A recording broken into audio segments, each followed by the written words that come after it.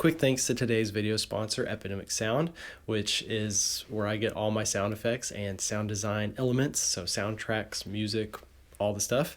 And it's one of the most important parts in my workflow. So it's a great time to talk a little bit about them before we get into that workflow. So if you're new to Epidemic Sound, the first thing you'll probably do is use their discovery search engine, which is just the normal search engine.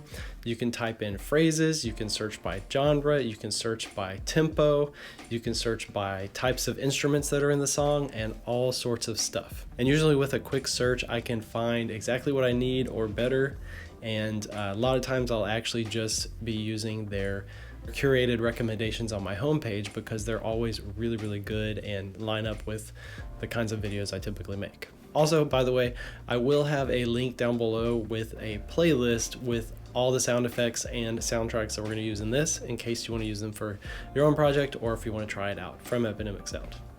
And one really cool thing that they've been adding onto is their AI tools. So if you're in the middle of editing a project, you can export a rough edit and drag and drop it into the Epidemic Sound music player, and it'll scan the contents to see what it recognizes is in the video. So for this one, like an island, the ocean, birds, all sorts of stuff like that. And it's going to immediately make you a curated list of all these recommended options that are probably going to work really well for your video. So if I'm ever wanting to change it up or just not spend any time searching, this is a really great tool to use. And you can definitely trust it because Epidemic Sound's mission is to help you spend more time creating as opposed to searching for music and sound effects.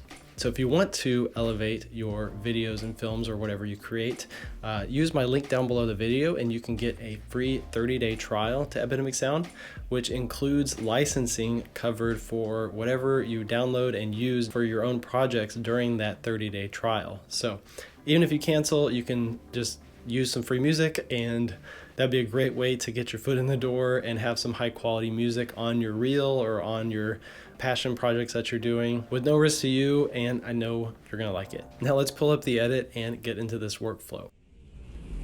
All right, so the first thing I do for sound design is add a ambient layer. So that's gonna be any type of environmental sound or natural sound that's gonna be occurring in that environment. So if you got water in your scene, you can do some water sounds like the ocean, or if you're in a city, you can do some city sounds, or if you're in like a small town, you can do small town sounds. So this isn't going to be anything super specific, but it is going to help set the stage for the feeling of the place. If there's an opportunity to get this in camera, I will do that. So I'll put on a good microphone and be really, really quiet while I'm recording my shot. But most of the time there is some other person talking nearby, or there is some construction nearby, or just all sorts of random noises like cars or something that you probably aren't going to want in your end edit. So a lot of times it's just easier to find this online and not deal with waiting around for perfect audio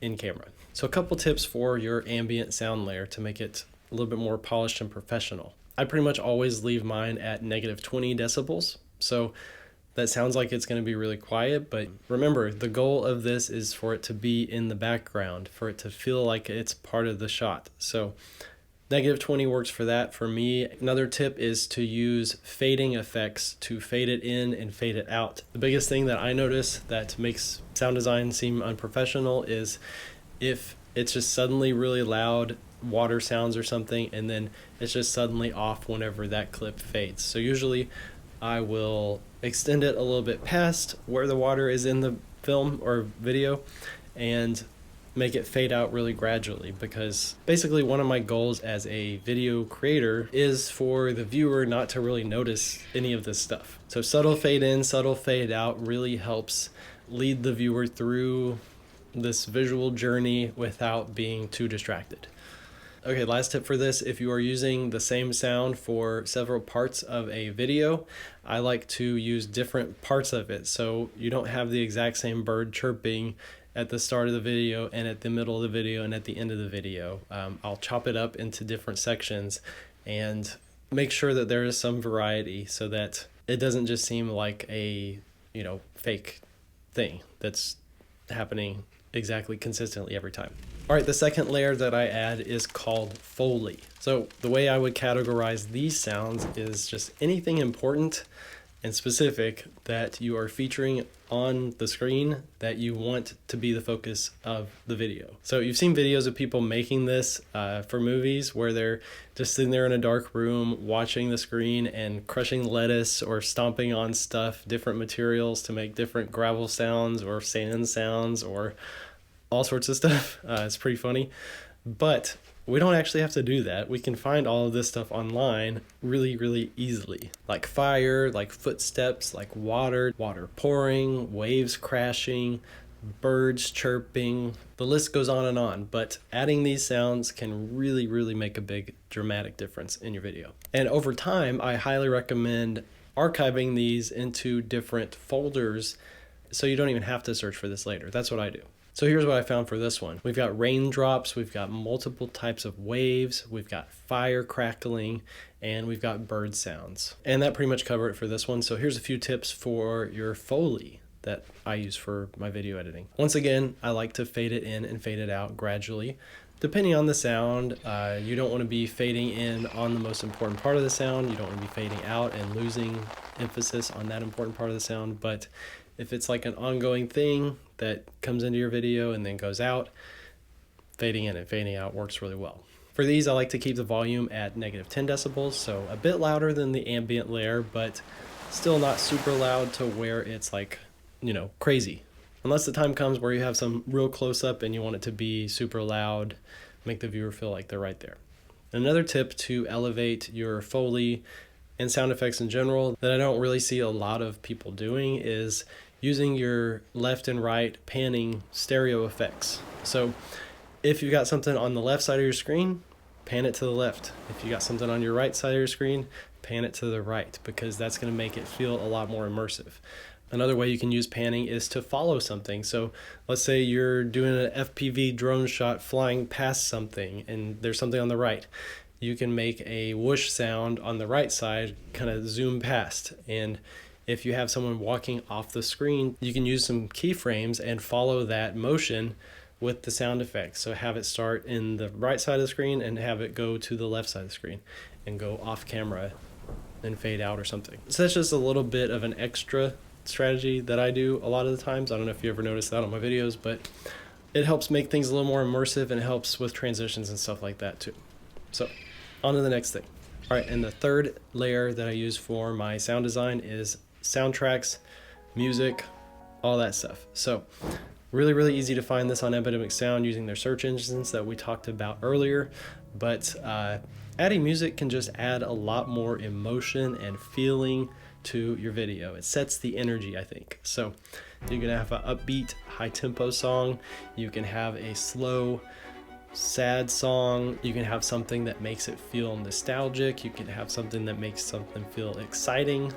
All sorts of options that are very, very useful as a tool for story making. And if you don't want to get into all the other more complicated sound design things, you can just slap on a soundtrack and dramatically increase the production value of your video right away. I like to keep the music at -30.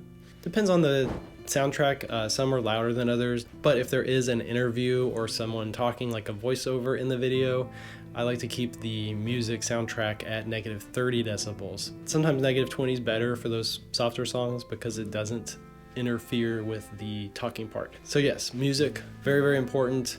I haven't been using it a lot on my YouTube videos lately just because they're typically tutorials. So where I'll use them most is in kind of short films to add that emotion to it, or I'll use it as kind of transitions in my YouTube videos from one part to another.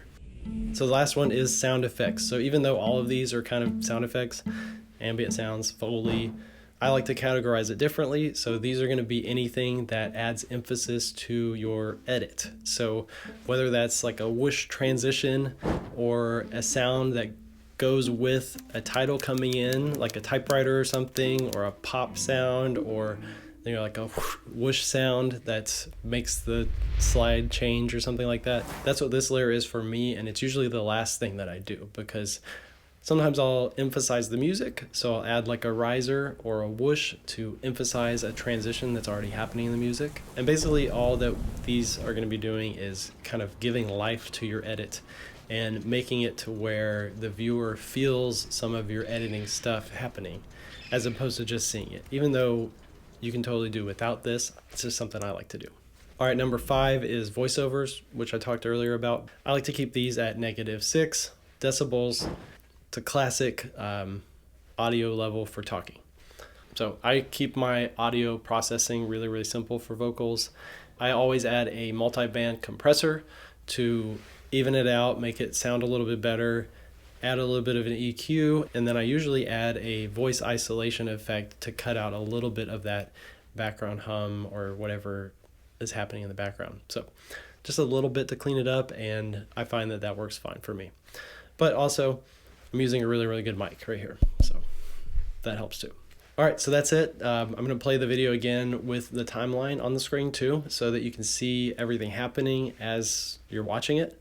And I hope that's helpful for you. One last thanks to today's video sponsor, where we got all the sound effects and soundtrack from, which is Epidemic Sound. Don't forget about the link down below the video where you can get these exact sound effects and soundtrack and get a free 30-day trial so you can start using this stuff in your own videos and see what you think. Anyways, enjoy.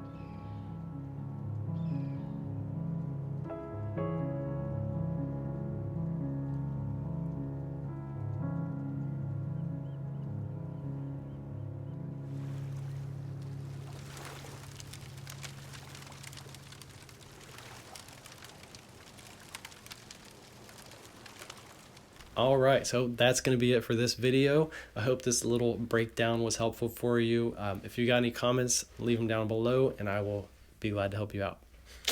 So, as always, thanks so much for being here, and I look forward to seeing y'all in the next one. Peace.